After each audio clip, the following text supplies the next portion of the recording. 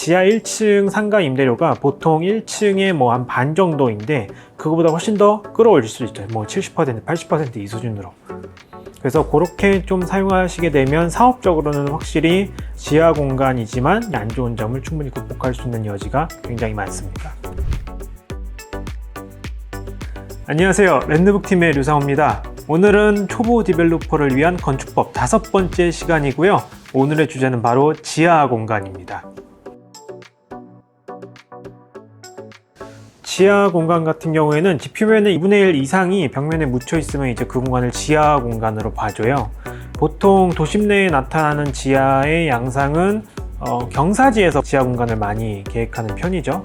경사지에 지하 공간을 만들면 지하 1층도 한쪽 면은 완전히 이제 오픈되어 있는 상태이기 때문에 1층이 두 군데로 만들어질 수 있는 거거든요. 이제 상가를 두 개층 다 배치하시는 경우도 있고, 아니면 뭐 한 개층 상가를 넓게 쓰고 한 개층 주차를 넓게 쓰고 하는 경우도 있고, 또 주차를 두 개층 다 써서 도심 내 주차난을 조금 더 우리 건물은 없게 하겠다로 기획하시는 분들도 많고, 경사지에서 만들 수 있다고 하면 다양한 시도를 할 수 있기 때문에 만약에 서울 도심 내에서 상가주택을 만들겠다 라고 하시는 분들도 경사지를 눈여겨볼 필요성이 좀 있습니다.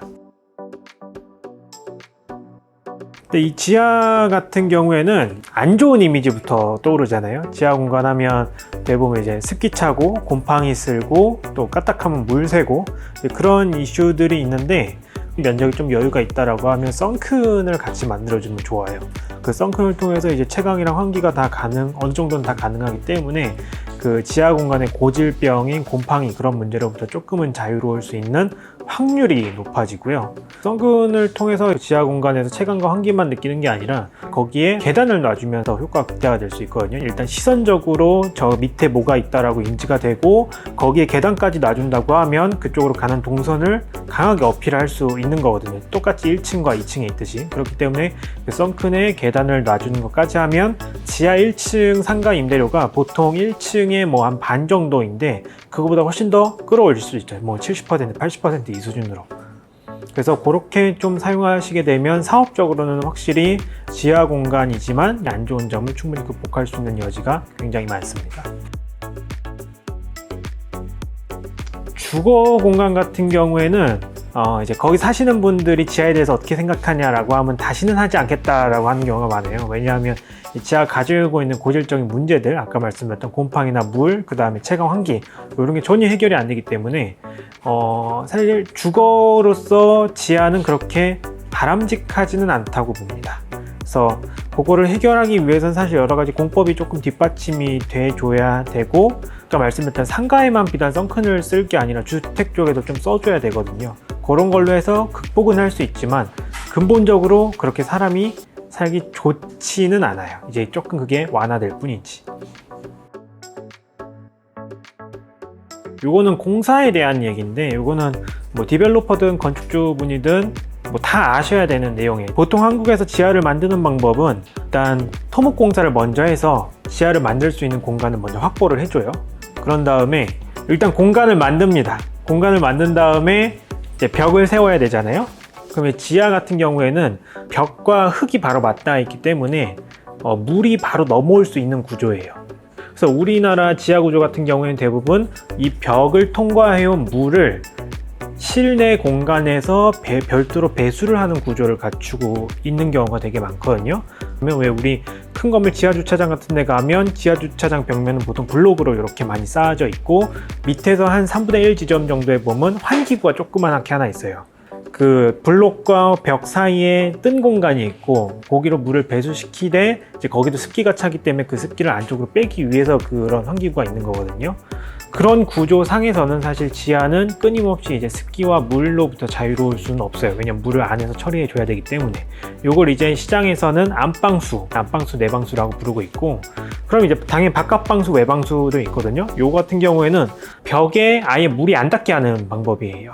그래서 보통은 도막방수 혹은 시트방수라고 하는 방수층을 과 벽면 사이에 위치하게 합니다. 그리고 거기에 벽면에 일정 부분 이제 드레인보드라고 해서 물이 빠지는 공간을 벌리게끔 하는 도구가 있거든요. 그것까지 설치를 해주면 실내에 물이 들어오지 않고 그냥 자연으로 집 안으로 이제 스며들게 하는 구조가 가능한데, 요거를 많이 안 하는 이유는 일단 안방수, 내방수 공법보다 비싸고, 그 다음에 서울 도심내 같은 경우에는 땅이 작은 상태에서 지하를 개발하는 경우가 많기 때문에 외방수 공법을 해주려면 그만큼 이제 작업 공간을 확보해 줘야 되고, 그로 인해서 지하 공간이 내방수를 할 때보다 좁아질 수밖에 없거든요.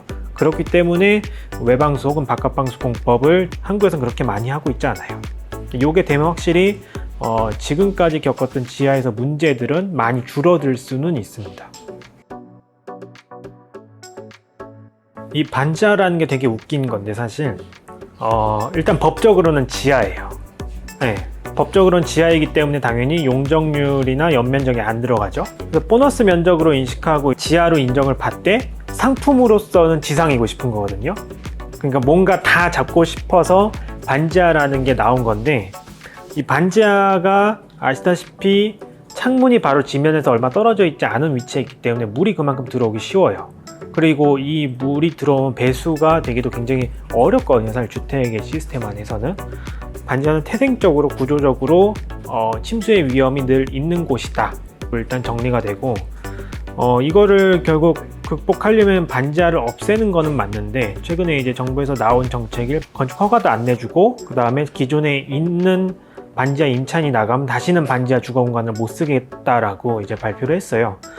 그 전에 이제 반지하에 사는 사람들이 거길 왜 사냐를 봐야 되는데, 일단 반지하니까 싸고요. 싸고 입지적으로 또 좋은 경우가 많거든요. 그럼 새롭게 지어지는 집들이 그만큼 싸고 입지 좋은 곳에 지어질 수 있냐? 못 지어지거든요. 그럼 결국 이걸 슬기롭게 해결하는 방법은 시장에서 자연스럽게 퇴출될 수 있도록 여러 가지 정부 정책이나 법 제도가 좀 개정이 돼야 되는데, 좀 복합적인 고려를 하지 않고 그냥 반지하에 문제가 생겼으니까 반지하를 없앤다라는 일차원적인 접근인 것 같아서 그런 면에서는 조금 정부의 정책이나 발표 방향성이 조금 아쉬운 면이 있습니다. 다행히 이제 최근에 국토부에서 조금 속도 조절론을 내고 있기 때문에 어떤 방향으로 나아갈지는 조금 더 지켜봐야 될 것 같습니다. 저는 근데 개인적으로 반지하를 더 이상 허가를 내주지 않는 거는 맞다고는 봐요. 네. 단독주택 계열, 진짜 단독주택, 다가구주택, 다중주택 같은 경우에는 아직까지 지하에 주거를 만들 수 있거든요. 네. 요거는 이제 없어져야 될 때가 되지 않았나. 경사지 같은 경우에는 또 한 면이 완전히 노출되어 있는 상태이지만 지하로 인정받을 수 있는 경우거든요. 그럼 이런 경사지에 만드는 지하 공간의 주거까지 없애야 되느냐? 그런 것도 한번 논의를 좀 해볼 필요가 있죠. 우리 사회가 어디까지 수용할 수 있는지는 여러 가지 의견을 종합을 해서 결정해야 되는 상황이라고 저는 생각합니다. 네, 그래서 오늘은 지하 공간에 대해서 한번 말씀드렸습니다. 지하란 도대체 뭐고, 현실에서 어떻게 쓰일 수 있고, 지하 공간에 대해 가치를 높이는 방법, 그리고 최근에 있었던 반지하 침수 이슈까지 한번 종합적으로 다뤄봤는데, 여러분들이 앞으로 하실 건축 사업 혹은 여러분들의 집을 짓는 과정에 도움이 됐으면 좋겠습니다. 네, 그래서 저희 랜드북 채널 좋아요, 댓글, 구독, 알림 설정까지 부탁드리고요. 저는 다음에 더 유익한 내용으로 찾아오도록 하겠습니다. 감사합니다.